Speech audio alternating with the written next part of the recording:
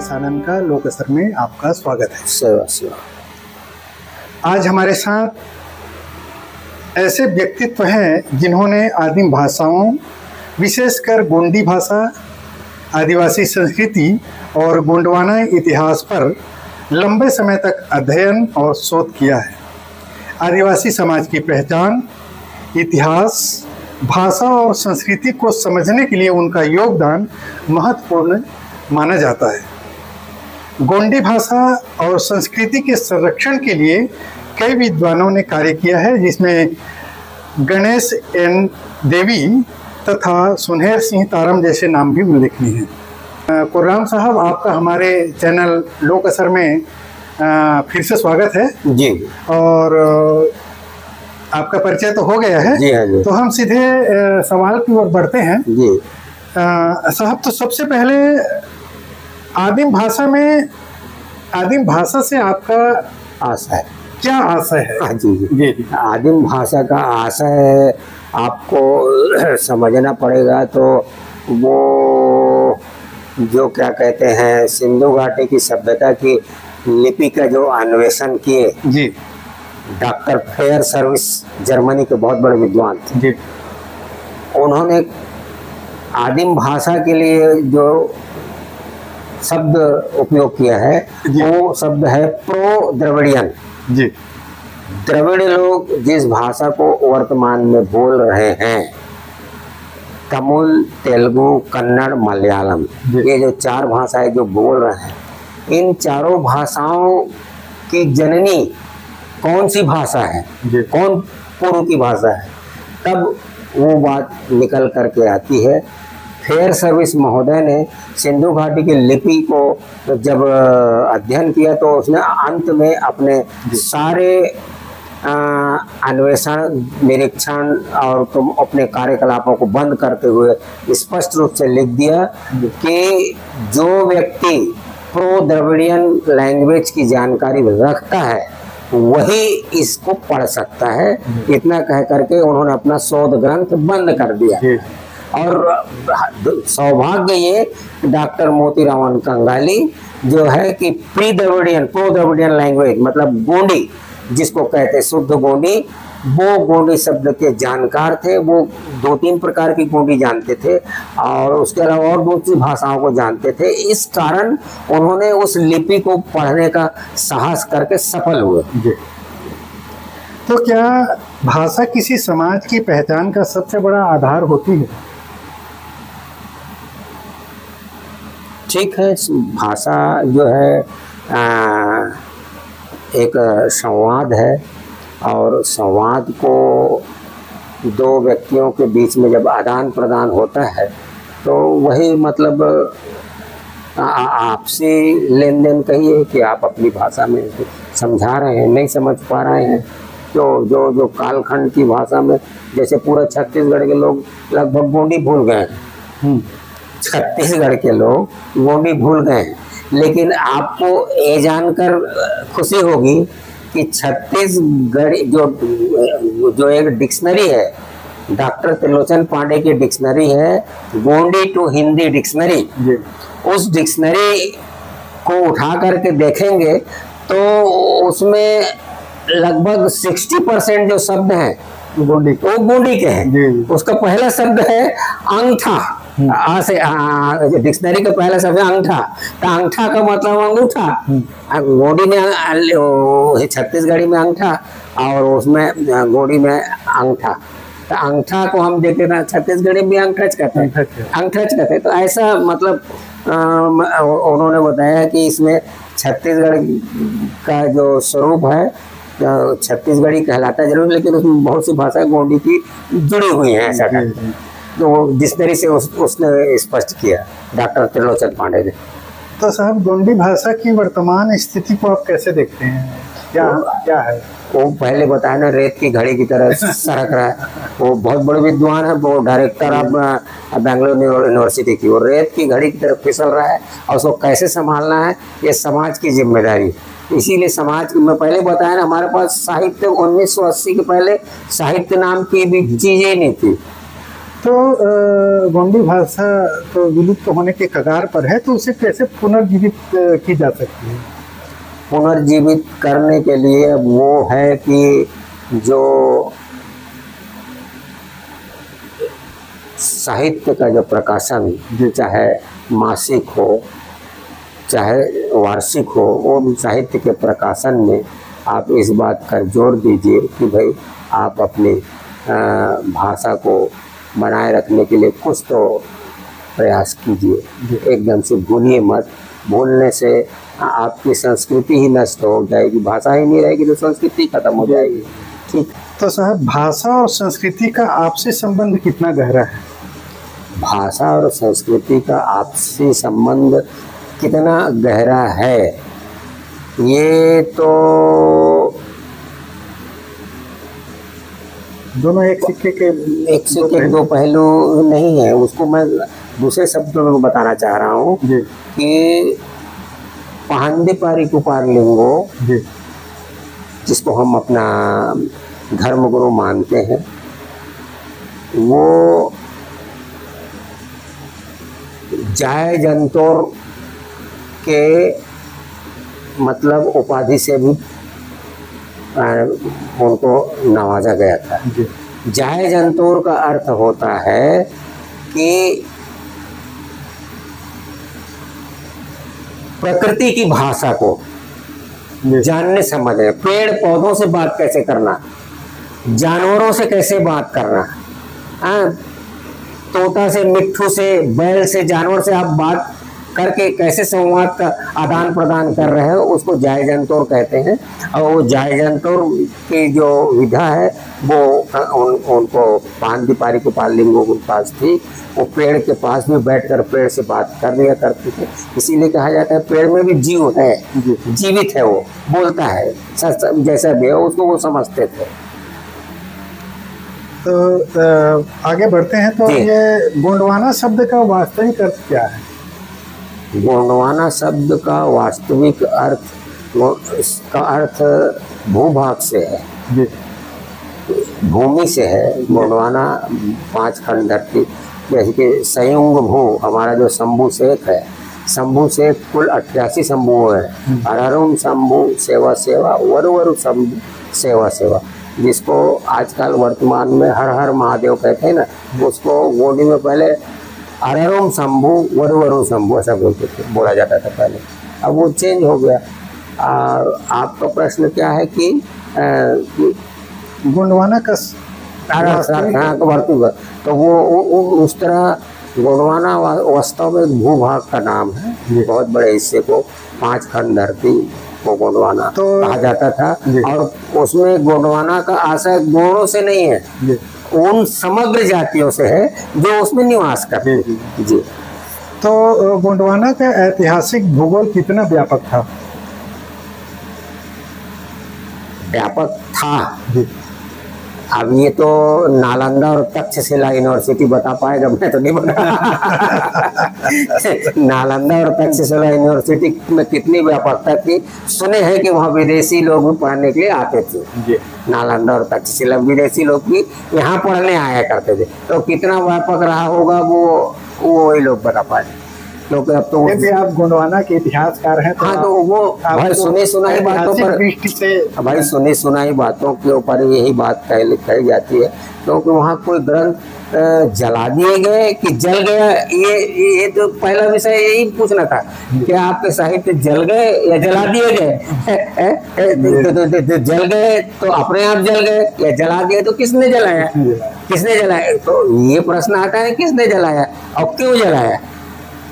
मैं आपके साहित्य को जला दूंगा तो आप साहित्य बिना साहित्य के हो गए, फिर आपने जो साहित्य दोगे वही ठीक है बोलूंगा मैं, वही तो हो गया।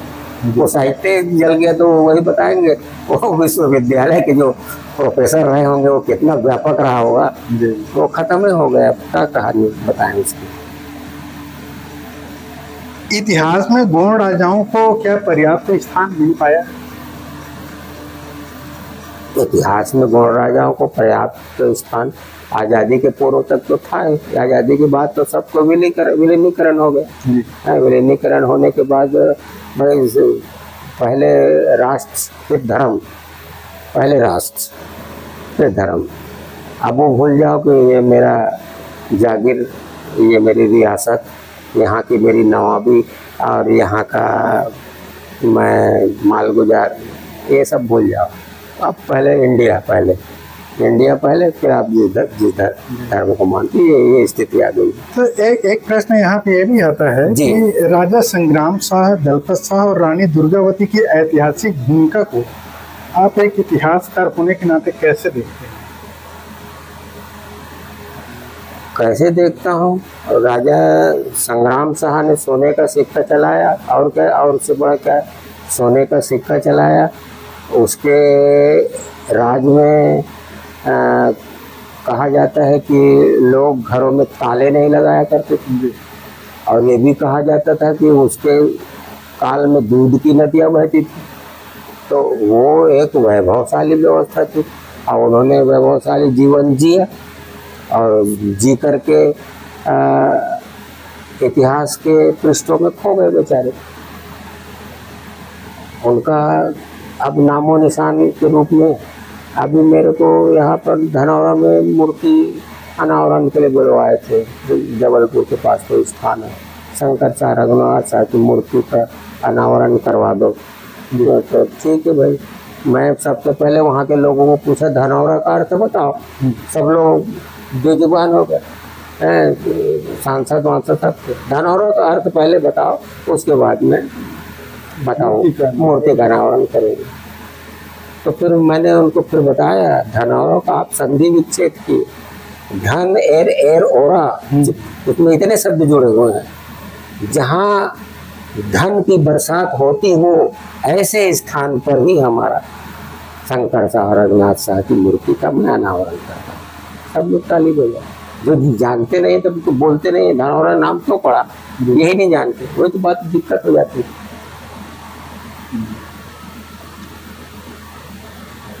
इतिहास लेखन में आदिवासी दृष्टिकोण क्यों कम दिखाई देता है?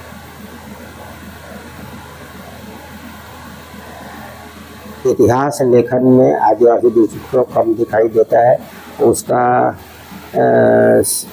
सीधा सीधा अर्थ तो क्या कहा जा सकता है भाई, इंटरेस्ट लो है, पढ़ो।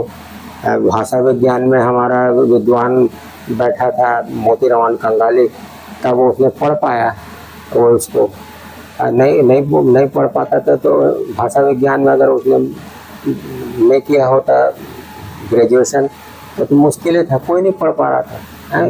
अरे कितने साल पहले ये सब घटनाएं हो चुकी थी, उसको पढ़ा उसने 2003 में 2 में, कितने सदियाँ बीत गई थी। लेकिन जब वो खुद उसके रोंगटे खड़े हो गए, अरे ये तो इतना प्राचीन है, हाँ इतना प्राचीन है। तो वो तो शिक्षा में अब लोगों का रुझान और लोग कैसे ढंग से उसको लेते हैं, तो बड़ा विचित्र बात है, क्या बताएं। खुर्राम साहब, अंतिम सवालों की ओर बढ़ते हैं। तो आज आदिवासी समाज की सबसे बड़ी चुनौती क्या है? भाषा, संस्कृति, जमीन या शिक्षा? देखिए आनंद जी, आपको मैं पहले ही 2-3 बार कह चुका हूँ कि जैसी चले हवा वैसी पीठ कर लीजिए, उसमें समाज का भी भला है और देश का भी भला है। आप देश में जो प्रगतिशील विचारधारा के लोग जो आ रहे हैं उनके साथ आप चलेंगे तो सबका साथ और सबका विकास होगा। एक अकेले का विकास नहीं होगा, सबका विकास होगा। लेकिन आप उस धारा में जुड़िए, जिस धारा में जैसी बहरी उस धारा में बहिए, आप खत्म। इतना ध्यान रखिए कि आपकी संस्कृति, आपकी धरोहर, आपकी परंपरा पर ठेस ना पहुंचे, बस इतनी की बात। तो खुर्राम साहब, आपके शोध के दौरान सबसे चौंकाने वाला तथ्य क्या मिला? चौंकाने वाला तथ्य वही बताया ना कि हम कोसोडुम के मतलब वो है, क्या है, वारिस, वो हमारे राजा था। हमारा पहला राजा जिसका नाम पोसोडुम था, आज से 50,000 साल पहले पैदा हुआ। और उसके बाद इस देश में 88 राजा हुआ, जिसको हम क्या कहते हैं, अरारुम शंभु सेवा सेवा, वरु वरु शंभु सेवा सेवा। हे 88 शंभु मैं आपको प्रणाम करता हूँ, हे प्रत्येक शंभु मैं आपको प्रणाम करता हूँ, क्योंकि आप हमारे राजा थे। तो गोंडी भाषा को शिक्षा में शामिल करने की कितनी आवश्यकता है पाठ्यक्रमों में?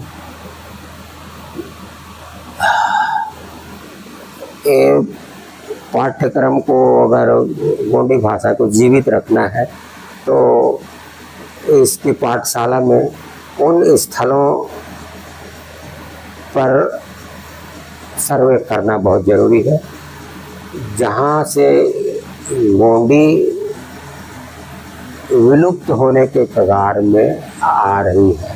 जहाँ विलुप्त हो गई है वहाँ पर आप कार्य करोगे तो उतना एडवांस नहीं होगा, लेकिन जहाँ पर विलुप्तता की कगार आ रही है वहाँ पर अगर उसको थोड़ा सा दिया में अगर तेल डाल दोगे तो 1 चम्मच तेल डाल दोगे तो वो जलने लगे, और जहाँ बुझा गए तेल डाल के तेल तो बुझे हुए तेल से तो ज़्यादा मशक्कत लगे। ऐसा सर्वे कराइए कि यहाँ इस एरिया में जो खत्म होने के आसार दिख रहे हैं, जहाँ पे लोग गोंडी थोड़े बहुत जानते हैं, थोड़े बहुत जान रहे हैं, अब बड़े बुजुर्ग के पास सुरक्षित है। मैं 1972 की बात बताऊँ, मैं ये खड़गांव के पास कोराम टोला में वहाँ मास्टर था, 1 साल के लिए PSC का रिजल्ट। तो वहाँ के बुजुर्ग लोग हैं वो गोंडी बोला करते थे। ये हथरा जिसमें देव प्रसाद आर्य विधायक थे, हथरा में पूरा गांव गोंडी बोलता था। अब वो बुझा गया। वो उस समय अगर उसमें थोड़ा तेल मिल गया होता, देव प्रसाद आर्य कुछ कर दिए होते तो हो सकता है हथरा में पुनर्जीवन आ गया होता। तो खुर्राम साहब, क्या आपको नहीं लगता कि गोंडी भाषा को संविधान की 8वीं सूची में अनुसूची में शामिल किया जाना चाहिए? भाई जनसंख्या के अनुपात में तो करनी ही चाहिए। हम पहले भी कह चुके हैं, 1941 में हम जब 32 लाख थे तो 7 स्टेट थे। मैं नहीं कह रहा हूँ, BH मेहता अपनी किताब में कह रहा है। अंतर्राष्ट्रीय लेबर ऑर्गेनाइजेशन की रिपोर्ट है कि इन लोगों को शेड्यूल ट्राइब करके समेटिए मत, ये बहुत बड़ी संख्या है, इतनी बड़ी संख्या को समेटिए मत। लेकिन किसी ने उनकी बात नहीं सुनी, अब वो 7 से अब 37 स्टेट हो गया।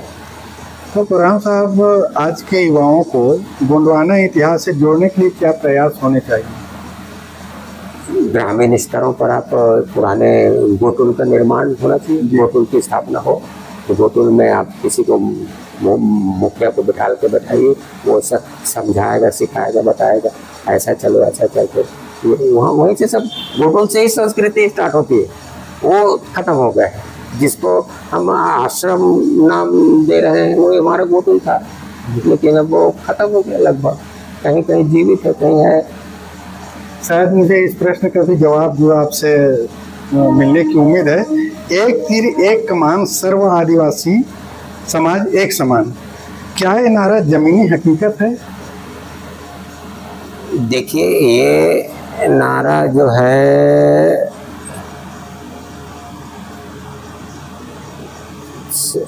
जनजाति की जो सूची है, इसमें कितने 45 से 46 सूची है, उसमें 45-46 सूचियों में सब लोगों को गौड़ समाज के साथ जुड़ करके साथ साथ चलना चाहिए, तब तो नारा सारगर्भित है। अगर तुमने गौड़ समाज को छोड़ दिया जिसका कोई इतिहास ही नहीं है तो फिर वो क्या मतलब तीर और कमान का, उसको साथ लेके चलना पड़ेगा। जैसे मैंने उदाहरण आपको बताया कि सेमर गांव में वो यादव जो नेताम लिखता है, तो वो संभाल के रखा है, तो उसको नहीं, गौड़ समाज लोगों को ढूंढना पड़ेगा। ढूंढना पड़ेगा। नहीं, मैं खुद चकित हो गया, अरे यार ये तो नेताम लिखा है और यादव होटल खोला है। चलो, मैं कहा चलो अच्छा है।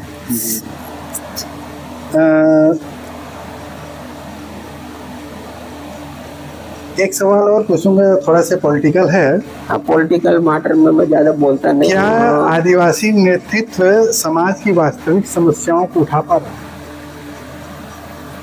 भाई हम लोग गोंडवाना समाज वाले हैं लोग, हम अपने नेता के रूप में दादा हीरा सिंह मरकाम को मानते आए हैं। जी जी। और उनके पद चिन्हों पर सदैव चलते रहे हैं, और चल करके उनकी जो समग्र क्रांति की जो योजनाएं जो उन्होंने बीच बीच में कभी स्पीच वगैरह दिया करते थे, उनको सुनते थे, उसके हिसाब से चलने का ऐसा कोई और संघर्षशील नेता दिखाई नहीं पड़ता। जो ताकत मतलब दादा हीरा सिंह मरकाम में था, वैसे और दूसरे ताकतवर नेता नजर ही नहीं आते हैं। तो जब ताकतवर नेता नहीं नजर आते तो बड़ा अभाव सा महसूस होता है कि अब क्या होगा। जैसे मोतीराम कंगाली चले गए, उसके बाद क्या होगा है, भाषा विज्ञान की जानकारी नहीं हमारे पास है। अभी जो नए बच्चे भाषा विज्ञान सीख रहे हैं तो वो वैसे ही पहली दूसरी के बच्चे ऐसे टाइप का है, इंटरेस्ट लेकर के कोई काम नहीं कर रहे हैं। चलिए ठीक है, क्या बताएं हम उसमें। खुर्राम साहब, इतिहास, भाषा और संस्कृति के संरक्षण में सरकार और समाज में से कौन ज्यादा जिम्मेदार है? सरकार तो आती जाती रहती है, समाज तो वही रहता है जी। और सरकार आती जाती रहती है, समाज वही रहता है जी। और जो समाज है वही जिम्मेदार होगा। सरकार को हम जिम्मेदार नहीं मानते, सरकार तो आती जाती रहती है और हर सरकार की अपनी अलग अलग योजनाएं होती है। कोई कुछ योजना बनाते है, कोई आप जैसे किसी ने किसी का योजना का नाम बदल दिया, वो ये मिट्टी खोदना है वो भी खोद रहे, वो भी खोद रहे, उसके नाम वो है, उसका नाम पहले है। वो तो योजनाएं आती है, नाम बदलते रहते हैं, काम होते रहता है। साहब, एक प्रश्न मेरे मन में आ रहा है, हालांकि उसको लिखा तो नहीं हूँ जी। जो गढ़ जो चलते हैं 18 गढ़ 52 गढ़, तो इसके बारे में थोड़ा सा हमको बताइए क्या है? भाई गढ़ा मंडला का गोंड राजा 52 गढ़ था, ऐसा ढंग का लेख लिखा है। वहाँ गढ़ा मंडला के नाम नगर में शिलालेख लगा हुआ है, 52 गढ़ के राजाओं के नाम वंशावली सूची लगी हुई है। 52 गढ़ था और 52 गढ़ जो है खत्म हो गए। वो राजा रघुनाथ शंकर शाह रघुनाथ साहब गए, उनके साथ साथ वो 52 गढ़ भी चला गया। वो आपस से कोई उनका मतलब वारिस से नहीं बचा है। दलपत शाह तो पहले खत्म हो गया, शंकर शाह रघुनाथ को तोप में मार दिया। इससे बड़ा और क्या होगा कि शंकर शाह रघुनाथ साहब बोले कि हमको हमारी तोप से उड़ाइए साहब, आपका तोप नहीं चल रहा है।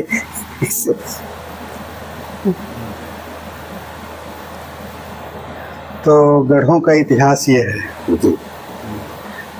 अंतिम प्रश्न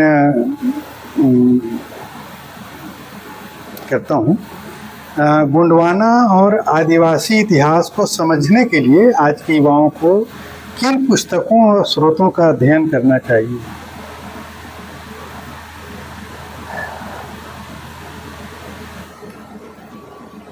सर्वप्रथम जो है आज के विद्यार्थियों के लिए कह रहे हो क्या ना? जी जी। आज के विद्यार्थियों के लिए और विशेष करके गोंड समाज के विद्यार्थियों के लिए कहूँगा। नहीं तो सारी अभी जो हम चर्चा कर रहे हैं गोंड समाज पर। हाँ, गोंड समाज के विद्यार्थियों के लिए कहूँगा कि सबसे पहले आप अपने धर्म संस्कृति में ये जानने का प्रयास कीजिए कि डी चैटरटन ने कैसे लिख दिया कि किताब के पहले पन्ने में कि हाथी के ऊपर शेर की सवारी गोंड का राज चिन्ह है।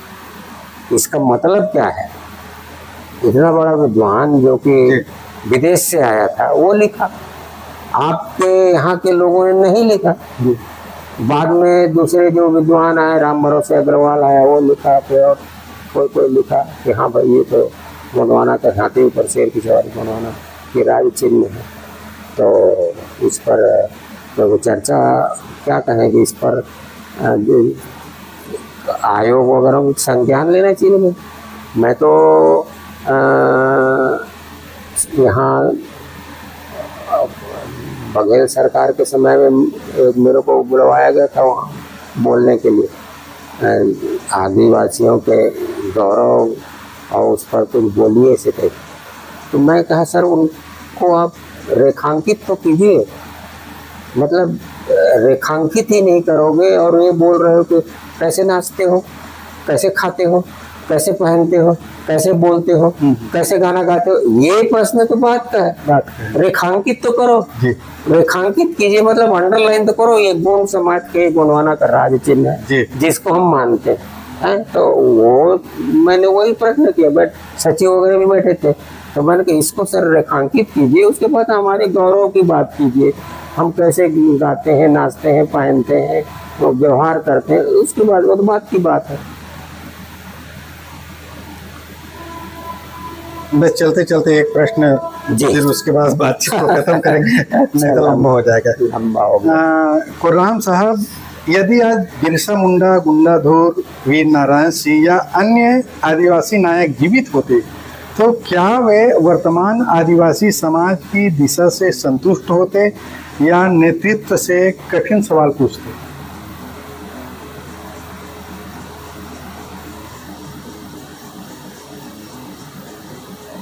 ये लोग अगर होते यहाँ तो इन लोगों ने क्या है, लड़ाई, संघर्ष, स्वतंत्रता के लिए लड़ाई लड़ी जी, लेकिन जिस माटी के लिए ये स्वतंत्रता लड़ाई लड़ रहे थे, उस माटी के गुणात्मक पहलू, उसके क्वालिटी जी, के ऊपर उन्होंने चर्चा नहीं की कि ये माटी, भारत भूमि की माटी का असली मालिक कौन है, इस पर चर्चा नहीं की जी। अगर इस माटी की चर्चा कर लिए होते तो उन लोगों को मौत की सजा भी नहीं मिलती। वो माटी की चर्चा ही नहीं की, वो बस इसी उधेड़-बुन में रहे कि हमको जो वर्तमान शासन है उसको हमको कैसे नीचे उतारना है, स्वतंत्रता हमको कैसे प्राप्त करना है। स्वतंत्रता प्राप्त करने के बाद सबसे पहला काम यहाँ क्या हुआ, स्वतंत्रता प्राप्त करने के बाद सबसे पहला काम ये हुआ कि जितने राजा महाराजा हैं सब अपनी चाबी यहाँ रख दी, इस टेबल में। पहले राष्ट्र, फिर धर्म। ये तो साथियों, अभी हम आदिम भाषाविद भरतलाल कुर्राम जी से हम चर्चा कर रहे थे। इतिहास केवल अतीत की कहानी नहीं होता, बल्कि वह समाज की पहचान और भविष्य की दिशा भी तय करता है। आदिम भाषाओं और गोंडवाना इतिहास पर इस महत्वपूर्ण चर्चा को हम यहीं समाप्त करते हैं। यह बातचीत आपको कैसे लगी, अपनी राय हमें कमेंट बॉक्स में ज़रूर लिखिएगा। हमारे चैनल में यदि आप नए हैं तो हमारे चैनल को लाइक, सब्सक्राइब और शेयर ज़रूर से कीजिए। साइबर अपराधों से बचिए, दूसरों को भी बचाएं, सावधान रहें, सुरक्षित रहें। देखते रहिए लोक असर। मैं हूं दरवेश आनंद। नमस्कार। सेवा सेवा।